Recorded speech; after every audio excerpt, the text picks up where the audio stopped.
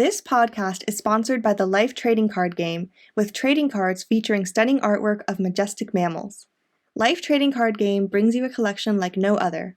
They even have special holographic cards that are as rare as the animals they represent. Just like the magnificent Amur leopard, of which only an estimated 100 remain in the wild, only 100 holographic leopard cards are printed. It's your chance to own a piece of this incredible species. Not only do these cards capture the essence of wildlife, but they also make a difference. Life Trading Card Game is committed to conservation. That's why 20% of all profits go to charities dedicated to protecting and preserving these amazing creatures and their habitats. Get started today by visiting their website at www.lifetcg.com. And as a special offer, use the discount code WILDWORLD, all caps, no space, WILDWORLD, to get 10% off your first order. Thanks to Life Trading Card Game for sponsoring this podcast.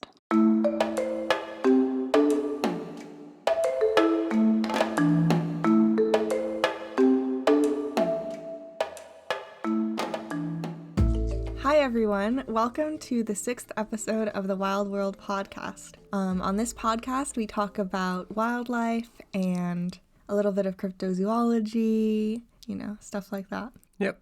And we usually start things off by talking about our wildlife radar. So wildlife we've been interested in or things that have happened to us recently. So do you want to start off? Yeah, I have a lot of notes today. Yeah.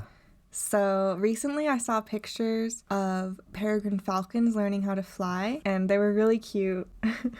There was one where the falcon was trying to land and was just face planting on the side of a building. This is the Berkeley ones? Yeah. And how many were there again? There's like 2? There's 3 babies. Oh, 3. Yeah. So they're learning to fly and they look really goofy. So I'd say you should look up peregrine falcons learning to fly because they look so silly and yeah. Yeah, I might put some pictures in as well. They're pretty funny actually. What else? We saw the trailer for the Meg 2 recently. I feel like this trailer came out like a month ago, but we just saw it the other day, I guess. Yeah, but I don't know. It made me excited because even though... That looks pretty dumb. Yeah, but I like how they're like exploring the deep sea and everything. That's just really fun for me. Yeah. And for this area right now, there are lots of swallows flying around and nesting and chattering away. And we were talking about your dog swimming in the lake. Mm-hmm. He looks a lot like a sea monster. Like, you could easily fake... Yeah, not just him, but there was some bird... oh yeah, like a grebe, I think. Yeah, maybe. And I tried to like zoom in on my phone and took blurry photos. Mm-hmm. And yeah, I'm pretty sure you could probably trick someone into thinking they were lake monster photos.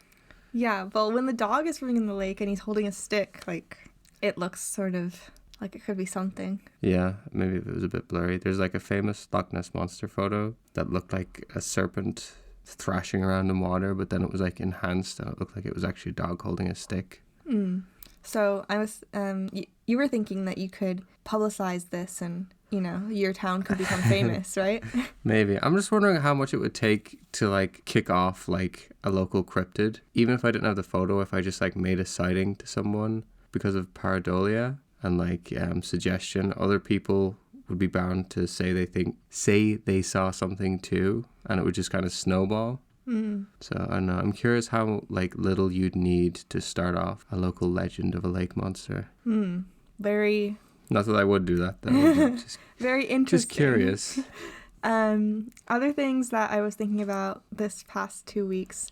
A man survived 3 months on the sea with his dog, or with a dog, only with tuna and rainwater. So I thought that was pretty incredible. Like, he was an Australian sailor. He likes to sail for fun.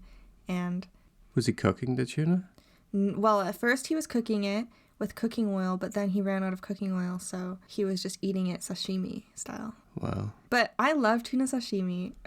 But that would be like a lot every day to only eat tuna. Yeah. And what I find more incredible is that his dog was like seemed perfectly healthy. Oh, so didn't people say he seemed to be giving more food to the dog than himself? Yeah, they were saying he seems like such a good guy because his dog is like looks great and he's really skinny. Wow. So that's really interesting, and I don't know, like because he was a fisherman, so he knew how to catch tuna, but I was just wondering how easy it is it to actually catch enough tuna to sustain yourself for that long? I mean, tuna are pretty big, right? So if you catch one, you're probably good for a little while.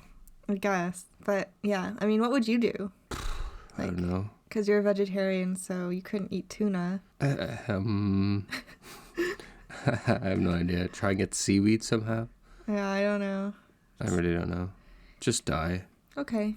And you told me something sad, and he couldn't stay with the dog afterwards. Oh yeah, because he's from Australia and the dog's from Mexico, and it's really hard to bring dogs into Australia, so he asked around and a local man in Mexico took the dog in.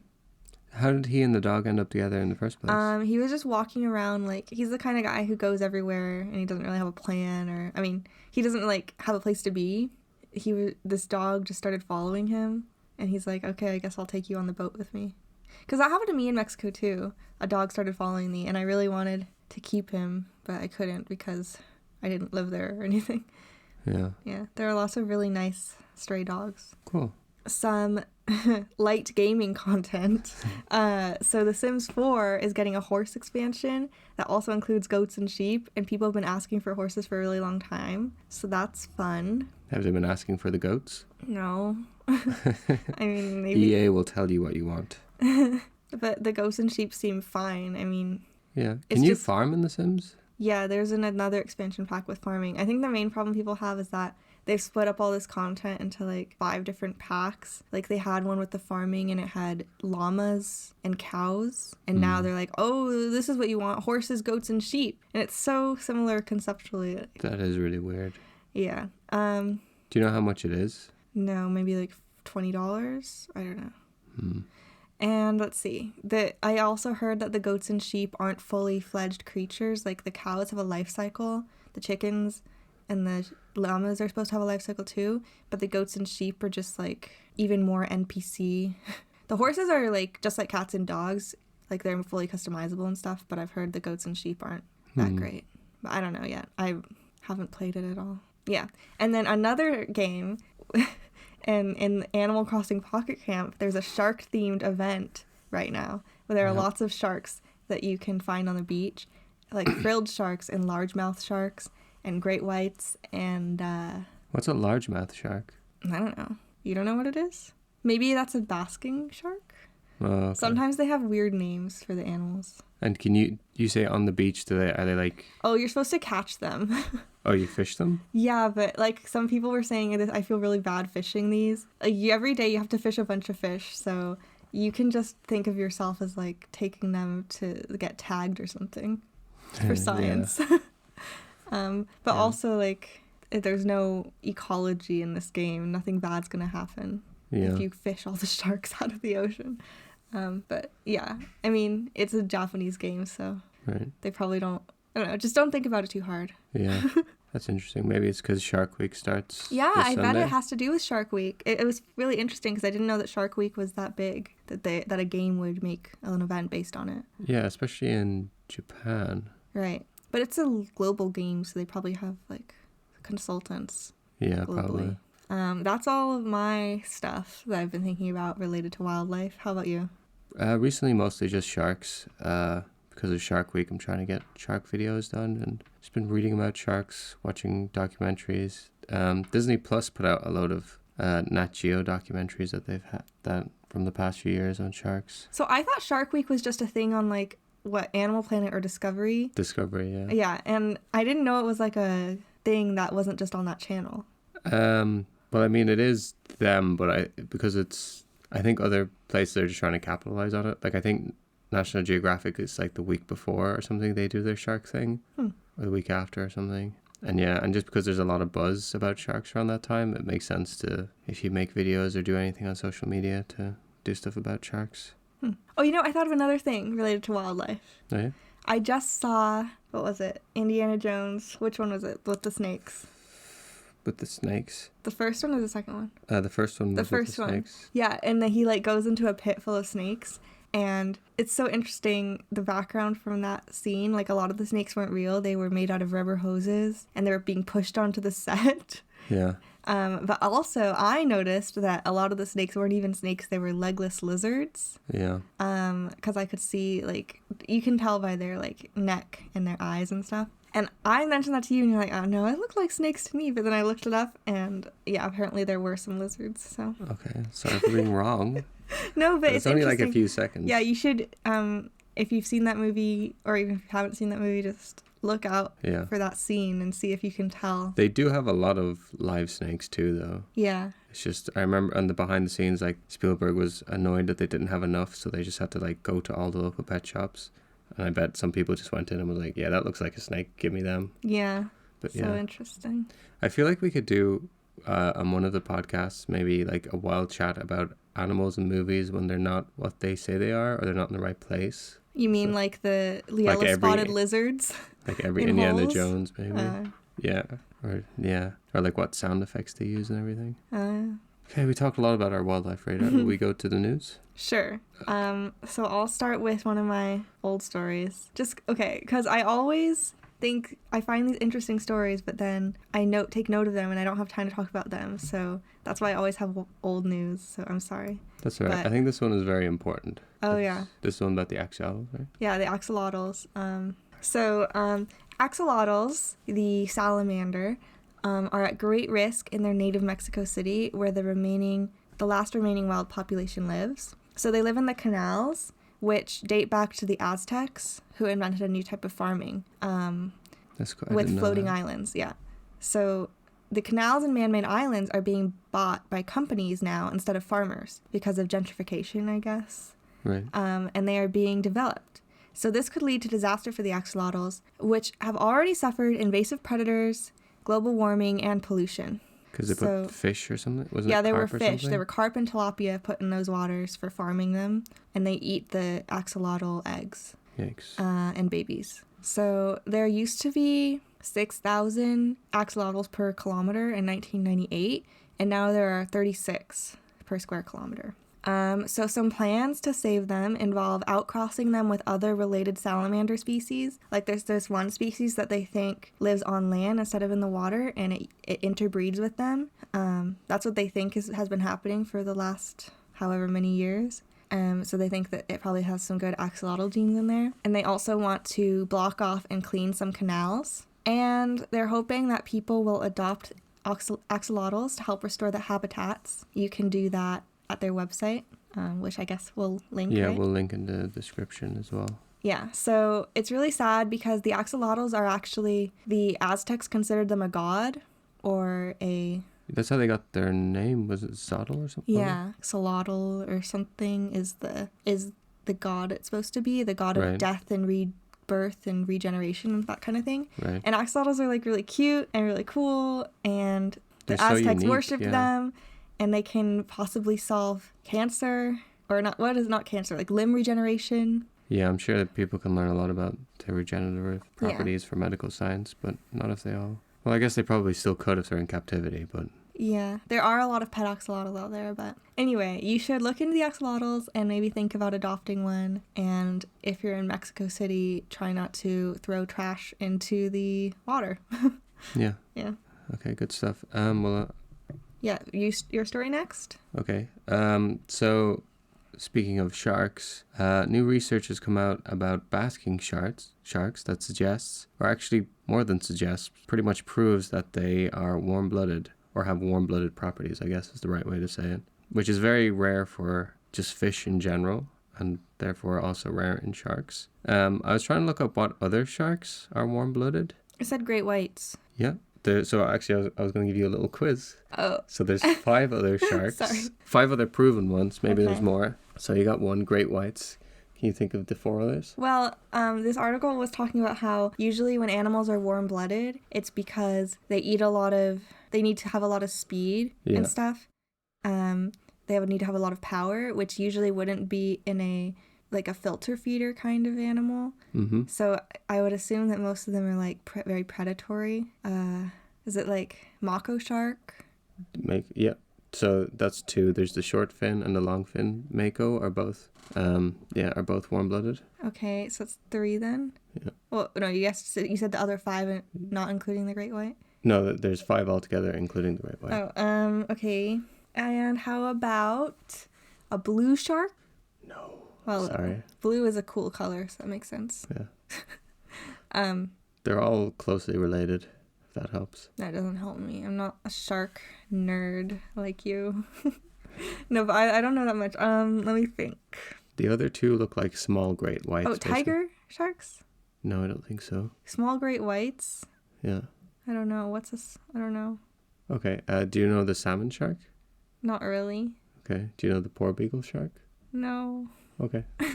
Well, they're the other ones that have been proven to be. But yeah, it's also seems that basking sharks are also warm-blooded. This research was led by Hayley Dalton, who's, I guess, doing her PhD in Trinity College in County Dublin in Ireland. There's a lot of different researchers also helping from like London and Belfast and stuff. The way they determined it was that I think first they did like autopsies on sharks that had washed up in Ireland and the UK, and they found that their hearts, they weren't like spongy like regular fish hearts. They were a lot stronger, and also I think they said, is it red muscle tissue? I hadn't heard of that before. But what they also did was they tagged an 8-meter one off the coast of County Cork in Ireland, and the tag was able to record the temperature and then detach from the shark.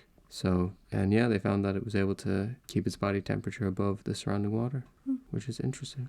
Yeah, especially again because they're not predators. Yeah. So why do you think, why would that be? I don't know. Basking sharks are so weird because like they also only within the last few years there's been all these studies about, did you know that they also breach? So like sharks that can get up to 30 feet long just jump out of the water and nobody's sure why they do it because they're not doing it to hunt. Just for fun. Yeah, maybe just for fun. Animals can have fun. I guess. What was that animal I saw recently? It was like having a great time. It was just doing something for fun. Oh, it was a really, really, really windy day, and there are all these birds flying into the wind, and just like you could see it just holding them there, and it looked like they were just doing it for fun. Like, maybe. Yeah. Okay. Yeah, that's all I have to say about that. Should we move on to the next story? Yeah. So you might have heard about this story. It became really trendy. What? Sorry, it's sort of funny, but also it's not a good thing either. So there's a sea otter who is stealing surfboards in Santa Cruz in California. So she attacks surfers and then she steals and damages their boards. When I was reading about this, I don't know if anything's changed, but a team was going to capture her and find her a new home. So she's a pretty like tragic story because her mother was orphaned and raised in captivity. And when the mother was released, people started feeding her squid. So she was quickly habituated to humans and she started climbing aboard kayaks looking for food, which is really bad. Yeah. Then she was taken out of the wild again and she gave birth to the otter, which is currently stealing surfboards. The otter pup was raised at the Monterey Bay Aquarium, which does like wildlife rehab, and she was not allowed to form positive associations with humans, but for some reason she has now lost that fear. And we don't know if someone fed her or if it's just random or if it's like due to her troubled childhood. Maybe. Yeah, we don't know. And it seems funny, like people were sharing a bunch of pictures like, oh, this otter's surfing, wow, it's so great. And she really is surfing, like she gets on it and then she like rides the waves, but it's actually not good. Yeah. It's dangerous to the people because the otters could bite really hard, and it's also dangerous to her because she would have to be euthanized if she does bite anyone. Otters have bitten and attacked people in some rare cases, so it's not beyond the realm of possibility if she's already like attacking them for their boards. Why does she want the board, I wonder? Yeah, that's another thing no one knows. Maybe she just really likes to surf. It's cute though, right? This is all about animals having fun. Yeah, except the axolotls aren't having fun. But I'd love to see that I'm fascinated by that. Yeah. Okay. So watch out. If you go to Santa Cruz, watch out for the otter, okay? Yeah. Okay. Will we do the last story? Mm-hmm. Okay. So this is our little bit of paleontology, I guess. We have one of the first examples of mammals attacking dinosaurs. So this was discovered by Canadian and Chinese scientists. They found fossil remains in China from the early Cretaceous of a dinosaur that I haven't heard of it before. I think it was the first horned dinosaur. It's the ancestor of Triceratops. Right. The first horned dinosaur called... Oh, there it is. Psittacosaurus. Psittacosaurus. Right, which was a small herbivorous dinosaur about the size of a dog. And it seemed like it was attacked by 2 mammals. I'm not sure if they were carnivores or omnivores. 2? I didn't see 2. I heard or was 1. it 1? Yeah, it was attacked by a large mammal. Well, a large mammal for that time. Yeah, so about the size of a badger, I think Yeah. they said. Repenomamus robustus. I think it was like one of the largest mammals at that time. Yeah, so it says it's not new that these animals coexisted, but it is the first example of predatory behavior of, I guess, a mammal on a dinosaur. Yeah, I thought it was interesting. I don't think it really changes too much of what people already knew. I mean, it's a relatively small dinosaur and relatively small mammal, so it's not like, it doesn't really change the dynamic of dinosaurs being the dominant animals at the time. But well, I read a different article about this, and it was saying how this mammal was known to scavenge on dinosaurs, like Psittacosaurus, because it had bones of them, but usually they were babies, and this is the first time that has been seen with a juvenile. Another interesting thing, let's see, like people thought maybe they were just scavengers, but it's clear that they were actually hunting it, that the mammal was actually hunting it, because its jaw is locked onto the ribs, and it looks like they were in mortal combat, as it says, right? Like they were both fighting each other at the time of death. Yeah. So, and then it seems this is a place sort of like Pompeii. Like, isn't it called China's Pompeii or something? Yeah. And so it seems that a large cloud of, volcanic gas and lava just quickly enveloped them while they were struggling. And the mammal might have already been eating it. Yeah. And it's just notable because, like, dinosaurs were supposed to be the predators, and mammals, right. You usually think of mammals at that time as being really small and mousy. Yeah. But this one was fierce. It was like a wolverine in that it went for larger prey. So there's a lot more nuance to the situation. But I also read in the article that this area is known for faking fossils. So lots of people are looking into it first to see if it has been faked, which most people have said it doesn't look faked, because when they got the fossil to look at it, for people who weren't involved in the dig in the first place, like a lot of it was still under rock. So they thought, oh no, this isn't faked. So that's good. Yeah, that could be a really interesting topic to dive into, like faked fossils. I've heard stuff like that before. And then people will point to that and be like, see, dinosaurs weren't real at all. Yeah, I believe dinosaurs aren't real at all. Yeah, me too. I just like spreading misinformation. Okay, we move on to wild chat. Sure. Okay. Oh, yeah. So we had this idea recently. So if any of you out there are movie producers, we're about to rock your world. Yeah, we have a great idea, and you can take like most of the credit, but we at least want something, some money or something. Or we want to consult on it. So we have this idea. I had this idea when we were walking your dog, in the forest, and he kept sniffing things, and I was like, who knows what he's sniffing? Like, who knows what's out here in this forest? And so my idea was that a movie about how dogs still retain the evolutionary fear of some certain animals that were around in early humanity that we all think, or that are almost definitely extinct. Because dogs retain a lot of wolfish instincts, right? Like the fact that they sniff and mark their territory at all. If you like throw a toy or something, their hunt instinct is not like, but they like squeaky toys as well and everything. Yeah, and they like try to rip it apart. Yeah. So my idea is that they have retained knowledge about these creatures that are dangerous, such as saber-tooths, cave bears and stuff. So my idea was that somehow humans are put in a situation where there are these prehistoric animals that come back, and their only hope is dogs to alert them and protect them. So we sort of like worked out this idea of a movie plot.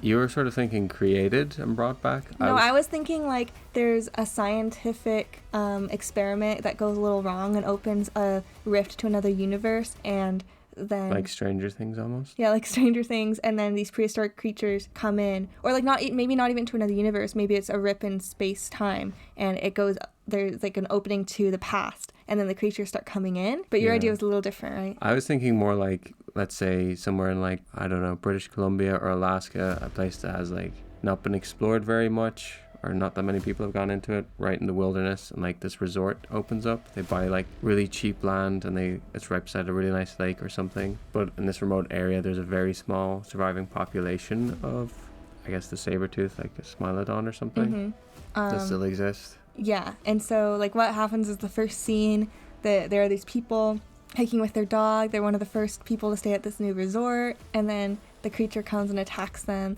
And the dog's a city dog, like it's a husky or something, but it's always lived in an apartment or like a small house, and it doesn't really. It's not hip with the wildlife, so they're like pampering it. They're like, oh, little our dog, he can't get dirty. I don't know. His name could be. What's a really fancy name? Pennyworth. I don't know. Sure, little Pennyworth. You know, he never likes to get his paws dirty. Oh dear, I don't know if we should take him on this hike. Honey, let's just take him. He's from the north. He should be able to handle it. And he's all like scared of different things in the forest. And so when the creature comes and attacks his owners, he runs away. But then he has a redemption arc throughout the movie. Yeah, that's what I was sort of thinking. Like, not too cheesy, but just like you see, because I presume that's the prologue, and then we're going to cut to our real main characters. And then, but throughout the plot, I was thinking maybe you could cut to him like trying to survive in the wilderness. Right, he's trying to find his way back. Yeah, and he has to like learn how to hunt and live for himself for a little while in the wild. And then he comes back and he saves all the people who are huddled up in the resort, and they're like, I don't know how to deal with this. This thing has been dead for, well, at least we thought it was dead for millions of years. What are we going to do? There's only one thing we can do. Rely on our dogs or something. And then he bursts in the door. I wasn't thinking of it like that. I was thinking of like maybe there's a couple of few survivors left and they're about to escape, and the tiger is like cornering them, but then the dog comes back and fights the tiger, and then they're able to escape. Oh, okay. Maybe he doesn't, well, this would be sad, but maybe the dog doesn't even survive. But no, the dog's going to survive, because they're walking through the forest and the dog has to sniff out and tell them, oh, the creature has been here, we've got to hide in this cave, that kind of stuff. Oh, okay. Well, obviously we're not screenwriters, so please, if you are a screenwriter or producer, get in touch with us. We'd like to make this idea happen, right? Who would you want to direct it if you could choose anyone? James Cameron. James Cameron. Or, you conquered the ocean, now conquer the forest. No, I mean, he would be good, but I feel like it would be good for M. Night Shyamalan, actually. Yeah, that sounds I'm not even, right up his alley, joking, actually. Yeah. That could be good. Yeah. But I'd have a word with him, because I'm not happy with him totally. So first I'd talk to him about, his Avatar. infamous flop movie. But then I'd be like, okay, we can move past this, right? And we can make this movie. But you have to listen to our vision. Yeah. I don't know what else to say. Just... who would you cast in it? Well, I don't know. I don't have any... We don't really have any plot points, just the ending and the opening. To me, the vibe is a lot like The Day After Tomorrow. Really? I was thinking of like The Edge with the bear. Oh, well, okay. Maybe a mix of The Edge and The Day After Tomorrow. Because there's like this frozen wasteland, a bunch of people trying to trudge through it. Oh, I was imagining it in like the summer. Oh, I guess that makes sense too. But it's cold. Like, it's not, I mean, it's summer, but it's a little cold. Yeah. Huh. And there's still ice up there. There's still some glaciers and things. So. Yeah, that's another thing I was thinking, was like maybe there's a pass and a glacier melted and then it opened up this other area. Oh, okay. Oh, where there's like interesting. a Because of global warming. Yeah. Cool. That is cool. People would love it if we ham-fisted a message about global No, but the overall plot. message is about dogs, and everyone loves dogs. Or not everyone, but like movies about dogs, Yeah. What else? So people I would cast. For some reason, I really see Sean Bean as a role in this movie. Give me the guy who dies at the beginning. Sorry, we need a throwaway character. Let's just get the cheapest and worst one we can find. Yeah, how about Sean Bean? No, all joking aside, he's a good actor. He'd be good. Just in case he's listening. I see him as like the owner of the resort. He's sort of a rugged guy, and like and he covered up like the killings at the beginning. He was like, it was just a freak bear attacking yeah.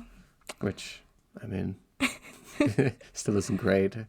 So he's the only one I can think of right now who I'd want to cast, but I don't know. We'd have to, obviously there'd be a casting call. We're going to choose people based on their merits, okay? I'm wondering what kind of people Are these all like adventure-y people that show up? No, because think of the posh people at the beginning. So they're all everyone's sort of posh? No, they're the kind of people who would go to a remote lakeside northern resort. Some of them are going to be a little fancy. Some of them are going to be adventurers. Yeah. Some of them are going to be like really sort of poor and hippie-ish. It's like, how did you even get here? Oh, I like hitchhiked, you know. There's going to be some characters, different characters. I hitchhiked to this resort in the middle of nowhere. And then they hiked. They please hitchhiked stay? and then they hiked. How are they going to afford to stay there? Some people do that. Like they travel across the country and then they do work for the people and so affords to stay there. Okay. Anyway, yes. So that's our idea. Yeah. Sometimes this will be what we'll tell you in this podcast because Yeah, sometimes we have ideas about movies with wildlife. Yeah. Let us know if this is if you like it, because I feel like we could like do an hour just fleshing out like, here's another idea we have for a movie. Yeah. We talk about that a lot. Yeah, we have a lot of movie ideas and no one to produce them, sadly. Yeah. So should we move on? Yeah, I guess that's enough of that. To Cryptid Court.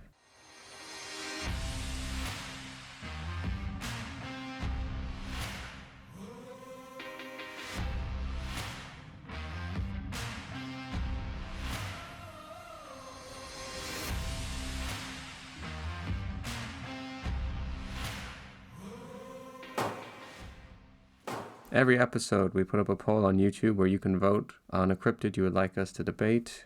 We get the cryptids from a random cryptid chooser generator thing. And whoever wins the vote, we debate whether or not it's real. One person says that it takes the position that it is. The other person takes the opposite position that it's not real. And this week, I think this is the 4th time in the row, we've got another lake monster. Yeah. Has won the poll. So we might try and change up the voting system. Maybe we'll have it that like people can mail in a cryptid or something that they want. Yeah. Is anyone going to do that though? I don't know. If anyone has any suggestions in the comments or wants to email another way of doing it. Because everyone just keeps voting for the lake monsters, but they don't seem to be actually watching it, so they keep wanting more lake monster content. Yeah, because it's on. I have to put the poll on the separate YouTube channel where I can actually make a poll. We get a lot of votes, so I appreciate that, but we get maybe over 1,000 votes and we get about 100 views. So it's like the people that are voting and the people that are watching it's not the same amount. So maybe it's not fair to the people who are listening. Yeah. If other people are voting for something and they're not listeners. I don't know. We might try and change it up and figure it out next time. But this time we're going to be debating Charlie, Slimy Slim, or the Twilight Dragon of Payette Lake. You know, we might run out of lake monsters and it won't be an issue. I don't know, man. There's like, every lake has a lake monster almost. Well, yeah. Okay, so Charlie. Yeah, in McCall, Idaho. Right. Charlie is like basically a Loch Ness monster type or a plesiosaur type maybe, living in a lake in Idaho. Yeah, there's been a few like notable sightings, I guess. Mm-hmm. Should I run through them first and then... So I'm on the pro side this week, right? So here's reasons why you should believe in Charlie.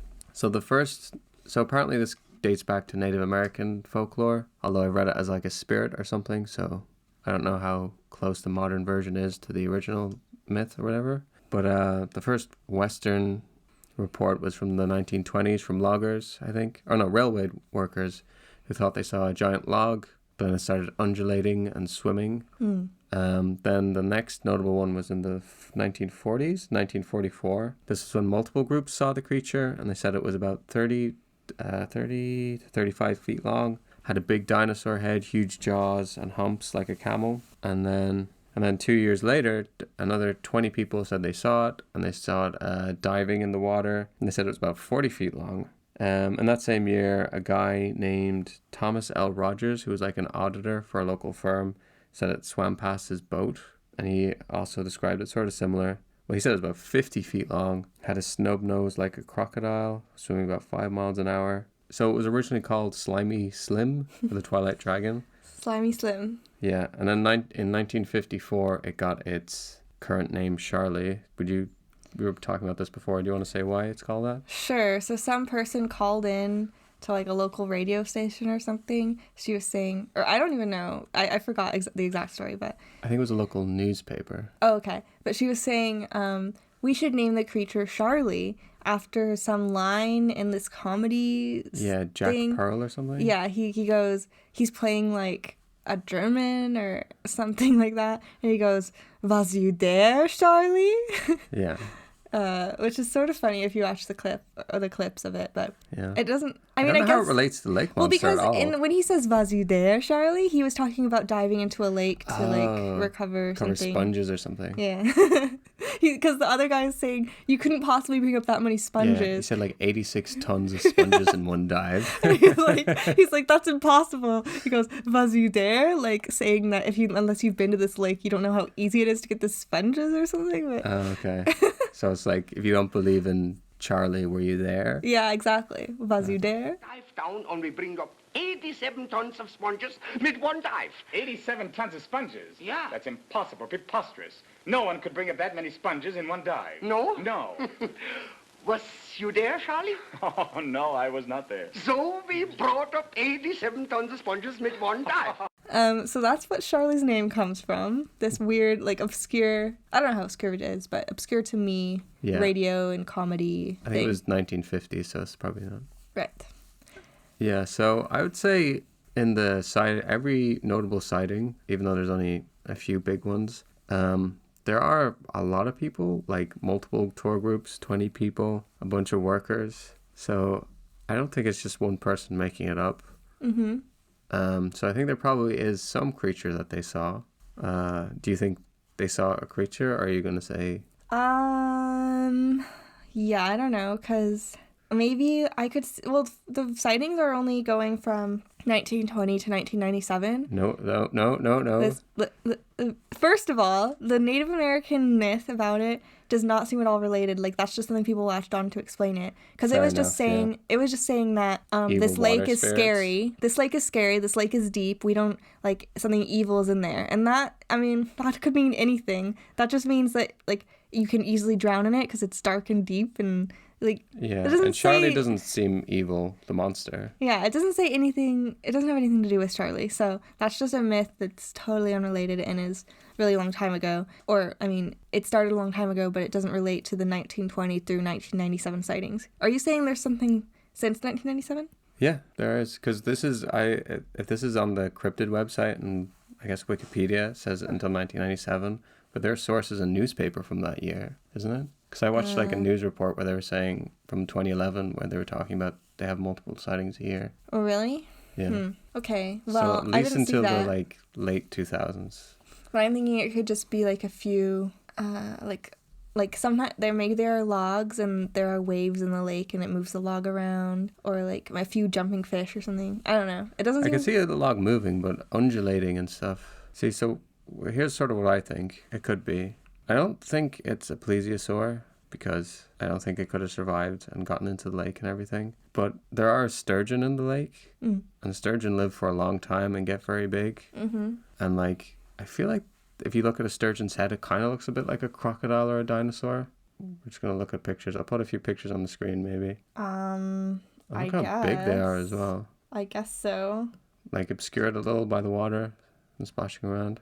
Sure. And I know some locals have said in the news report that I watched that they think it's like a giant sturgeon. Mm-hmm. And there are sturgeon in that lake, and sturgeon can get pretty big. Not that we know of, they can't get to 30 or 40 or 50 feet, but they can get sort of big. And maybe this is an exceptionally big one. Yeah, well, I'm just thinking, like, I've been on lakes and I've seen weird things in the lake, and I haven't immediately gone to, oh, it must be a lake monster. Like, usually I just assume it's a fish. But since there was already the idea that there's a lake monster in here, like... That's what you're going to hope it is. That's what we were saying before, I guess, yeah. But if they're telling the truth about seeing it, like or their best estimate of the length and seeing its head and the teeth and everything, that sounds like an animal, like a real animal. I guess it could be a fish that they saw. But it's weird because, like, we're converging on the same idea, but you're supposed to be pro and I'm supposed to be against. Yeah. But I'm against in the sense that I don't think that there's a weird, like, sea serpent thing in there. And you're pro in the sense that you think that there's something there and it's a sturgeon, right? Yeah. I mean, if you look at videos of giant sturgeon swimming around, like, I don't know where the line is where you can say it is or isn't a monster. I mean, not that I don't think they're particularly dangerous or anything, but... Well, the thing about this cryptid is it's like not very well fleshed out. I mean, Yeah. when you're debating whether or not it exists, you're debating whether or not there is something in this lake. Because it's not Yeah. like they say that it has certain powers or that they're not claiming what animal it is. And it's just like, is it there? Is there an animal there or is there not? Another thing as to why I think it might be a sturgeon is that it's called the Twilight Dragon because that's apparently sightings are like during twilight, dawn and dusk. Okay. And I was looking up when are sturgeon most active. Mm-hmm. Dawn and dusk as well. All right. Well, So I think it might just be a very big sturgeon. yeah, but probably not just one. Like, there's probably a population of big sturgeon in there. Yeah, probably. Yeah. And then, but maybe one particularly big one is what some of the people saw. Mm-hmm. Right. So if you're from McCall, Idaho, please weigh in the comments. Let us know. Yeah. Or if Have you're you just ever from seen Idaho and you've heard of Charlie, was you there? it. Was you there? Yeah. Yeah, sorry, this might be a bit boring because we've gone over so many lake monsters, but And we're kind of just like agreeing with. Maybe that's what I was also saying. Maybe Cryptid Court should change to like Cryptid Investigates, where we just try and explain. mm-hmm. Yeah, let us know if you prefer the debate. Let us know if you prefer the debate format or if you would rather us just explain it and not go head to head. Yeah, and you can, if you want us to do, like you send in an email for us to debate or to choose a cryptid or something, or you have any ideas about how to do this, and you can send them to thewildworldpodcast@gmail.com. Mm-hmm. That's thewildworldpodcast@gmail.com. So let's move into the Q&A. We don't have any. Okay, let's move out of the Q&A. Yeah, so this is the part where I find comments on your YouTube channel, and if they're interesting in some way, I ask you about them. Okay. Yeah. Okay. So I have 2 comments today. The first one is, who's here after watching Beast the movie? Beast, is that the one with Idris Elba? Yeah. That must be the tiger video? Which one is that? The man-eater, the first video? Yeah, exactly. So good, because I was hoping you'd be able to guess from the context. Yes, that was commented on What Makes a Man-Eater. Yeah. So we haven't seen Beast, right? No, I'd like to watch it, would you? Yeah, I would. I wonder how similar it is to the real stories. Yeah. Because it looks like just a silly blockbuster, like not very scientific kind of movie. But Yeah, but I could see people being trapped in a jeep and a lion trying to get them. But I don't know. I don't know how long it would do. Well, I don't really know what happens in the movie, so. yeah. Were you gonna ask? Has anyone seen the Beast? Or... Me? Yeah, is that not what you're gonna ask? Has anyone seen The Beast? Let me know. Let us know. Is it good? Oh yeah, let us know if you think it was good or not. Well, it has Idris Elba in it. Like, I was thinking Idris Elba wouldn't be in a bad movie, would he? Would he? I don't know. I've seen a movie that was okay. Oh. But I'd watch it just for him, I guess. Just for him. Anyway, next comment. Yeah. Horner is the worst thing to ever happen to dinosaurs, much less Jurassic Park. Okay. Well, it's probably one of the Jurassic Park videos. Is it the 5 things Jurassic Park got right? Yeah. So I was wondering, like, if you could explain this. Why is Horner the worst thing to happen to ever happen to dinosaurs? Okay, well, I think there's 2 reasons. The first is that he's been a consultant on, I think, all the Jurassic films. Even the latest ones? Yeah, even the latest ones. So a lot of people, like other paleontologists, kind of think like he's a bit of a sellout because there's not many accuracies especially in the newer ones. Like only in the last one, I think they had feathered dinosaurs, and the velociraptors are too big and their wrists are pronated the wrong way and a bunch of other things. So it's kind of like he just, maybe he's not, he's just protecting his job and he's not really telling them to do anything. Well, is he a working paleontologist? Yeah, he is a paleontologist, yeah. And then the other thing is that he was the one, maybe not came up with, but popularized the T-Rex as only a scavenger. Though he admitted in his book he did that just to cause some controversy in the paleo community, I guess. He's a bit of a, what's it called? An agitator. Agitator, yeah. Maybe. So, and he might, there's other personal things I don't know about, so I won't comment on him. So if you met him, would you tell him that, would you have negative things to say to him? No, I don't really mind him that much. I mean, it could be for the consultant thing that he tells them every time and they're just like, yeah, and they just want to have like on their credentials, we had a paleo Oh yeah, that's happened before consultant. in other movies. Because I've heard about that with historians, that they they're hired to be on the movie set just so the people can say they're on the movie set, and they just ignore everything they say. Yeah. So it's probably hard to like have a job as a paleontologist and make decent money. So I don't know. Yeah, think of all the stuff that whatever that guy does. What's his name? Alan? Alan Grant. Yeah, he's always doing stuff for money. Yeah. Very meta if you think about it. A paleontologist doing things that he doesn't really agree with just for the money because he needs it. Maybe he snuck that into the... Yeah. Maybe he's trapped. Yeah. Save him. Yeah. So those are all my comments today. Okay, I guess that's the end of the podcast then. If you enjoyed it, please like it on YouTube if you're listening there. Please share it around. Send us your questions and comments. And yeah, thank you for listening. Yeah, thanks. Okay, see you next time. Bye.